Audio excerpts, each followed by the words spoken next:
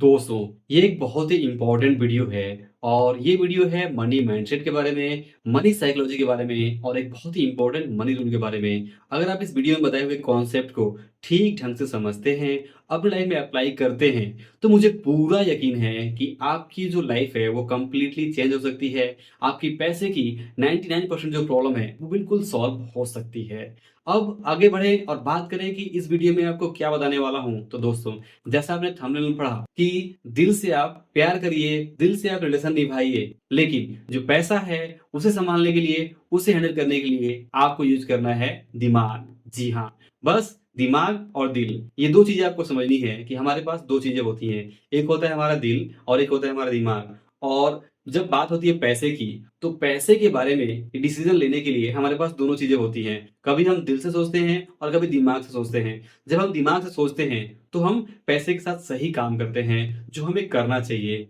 और जब हम दिल से सोचते हैं, तो पैसे के बारे में हम वो चीज़ें करते हैं, जो हमें उस वक़्त करने में अच्छा लगता है। फॉर एग्ज़ाम्पल अगर हम अपने बर्थडे पार्टी पे खूब अच्छा सेलिब्रेट करते हैं, लोगों को पार्टी देते हैं, तो हमें क्या लगता है? हमें अच्छा लगता है, हम खुश होते हैं। लेकिन हमारा जो दिमाग है, वो जानता है कि अब बजट गड़बड़ हो गया है और पैसे अगले महीने कम पड़ेंगे क्योंकि इस महीने ज़्यादा खर्च हो गए क्योंकि मेरा बर्थडे था।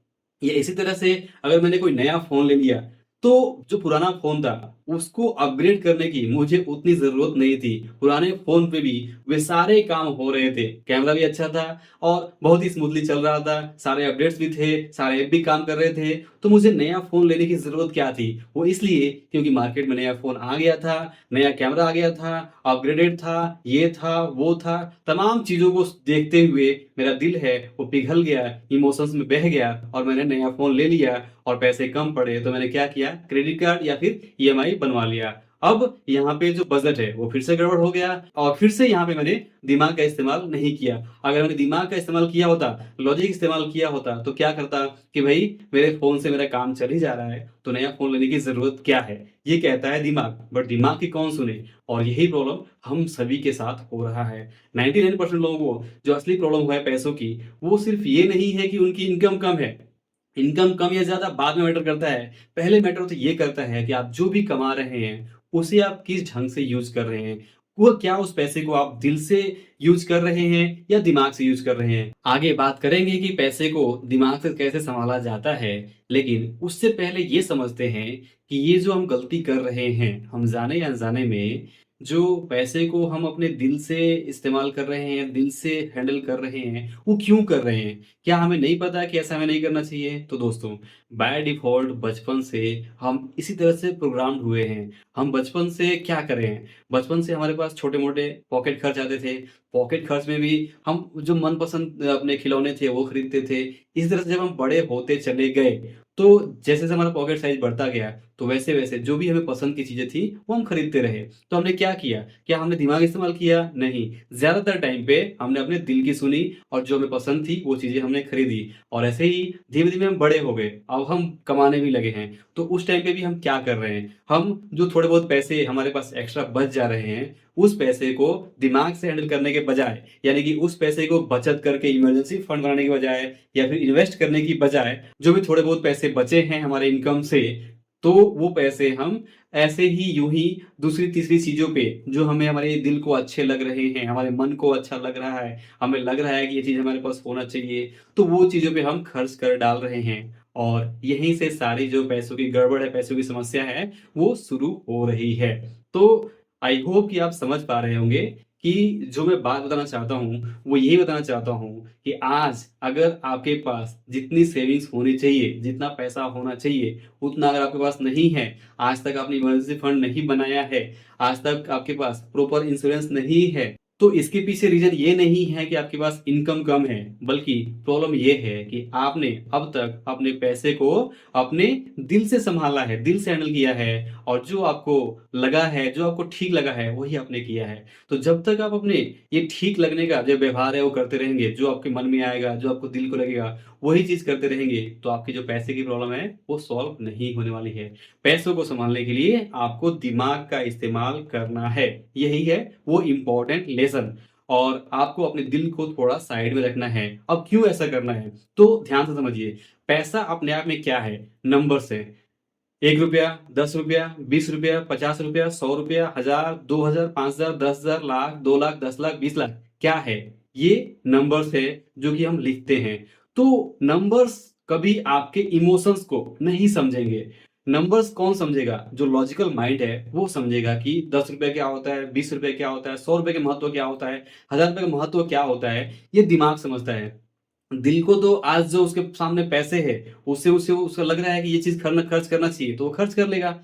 लेकिन दिमाग जानता है कि जब पॉकेट खाली होती है, तो वो ₹500 का महत्व क्या होता है। तो इस तरह से आपको सिंपल सा वीडियो का ये टेक है कि आपको दिमाग को यूज़ करना है पैसों को सँभालने के लिए हमेशा। जितना ज़्यादा हो सके दिमाग को आगे रखिए और दिल को साइड में रखिए। दिल को बोलिए कि तुम्हारा काम है दूसरों से रिश्ते निभाना, प्रेम करना, प्रेम व्यवहार बनाना और जो दिमाग का काम है, वो है पैसा सँभालना। तो जभी भी पैसा आपके पास थोड़ा बहुत जो भी आता है, जो भी आपके पास आज पैसा है, उस पैसे के ऊपर आप सिर्फ़ दिमाग लगाइए। दिमाग लगाइए कि इस पैसे को मैं कैसे हैंडल करूँ, कैसे बजट बनाऊँ, कैसे अपने खर्चों को निपटाऊँ, कैसे मैं सेविंग्स के बारे में सोचूँ, कैसे मैं इमरजेंसी फंड प्लान करूँ, कैसे मैं इसे ठीक ढंग से इन्वेस्ट करूँ, कैसे अपने फाइनेंशियल गोल्स को एक इसके साथ में अलाइन करके अपने फाइनेंशियल गोल को हासिल करूँ। तो ये चीज़ कहता है दिमाग। तो दिमाग को अगर इस्तेमाल करना शुरू कर देते हैं आज से, तो आपकी लाइफ कंप्लीट चेंज होने वाली है और अगर आप नहीं करते हैं, तो जैसा चल रहा है, वो चलता रहेगा। उसमें भी कुछ बदलाव नहीं आएगा। बहुत ही सिंपल सी बात है।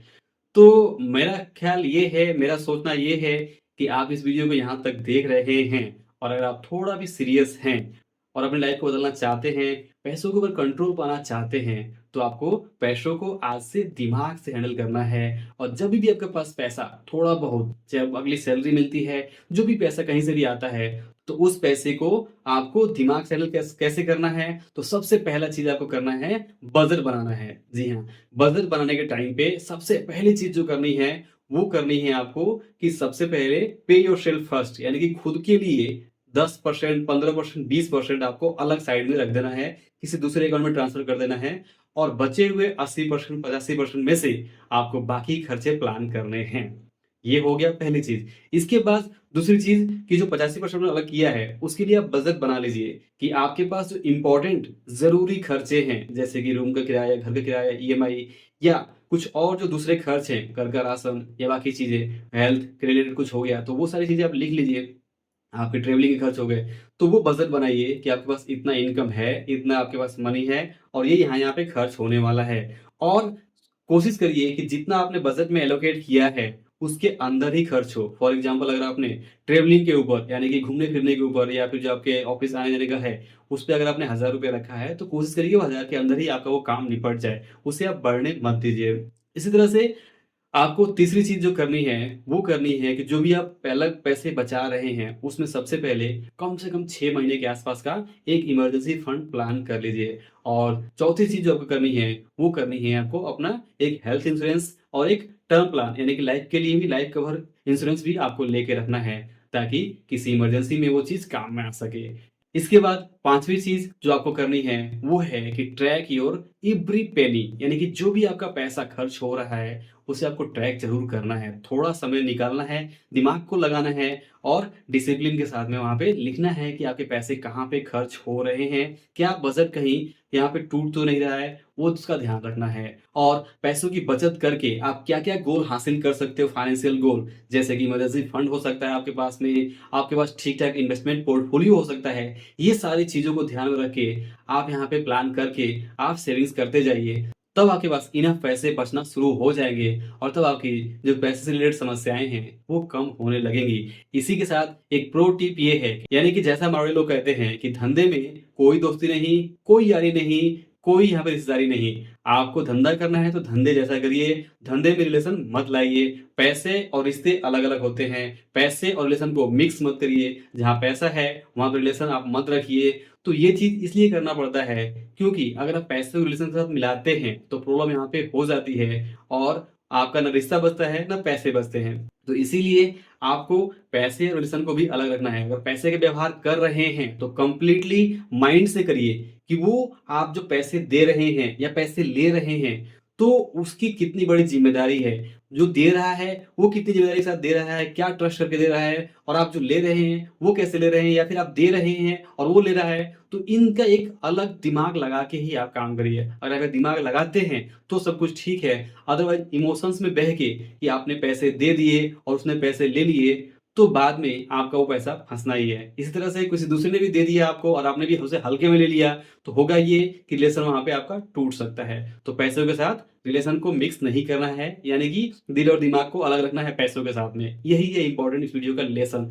तो आई होप कि इस वीडियो के लेसन को आप ज़रूर अच्छे से समझ गए होंगे और आज से आप जो पैसों को सँभालने का काम है, वो दिमाग से करेंगे, ना कि दिल से करेंगे। तो अगर आपने लेसन समझ लिया है, तो नीचे कमेंट करके मुझे ज़रूर बताइए कि अभी तक आपने क्या किया? क्या आप दिल से पैसे को हैंडल कर रहे थे या दिमाग से कर रहे थे?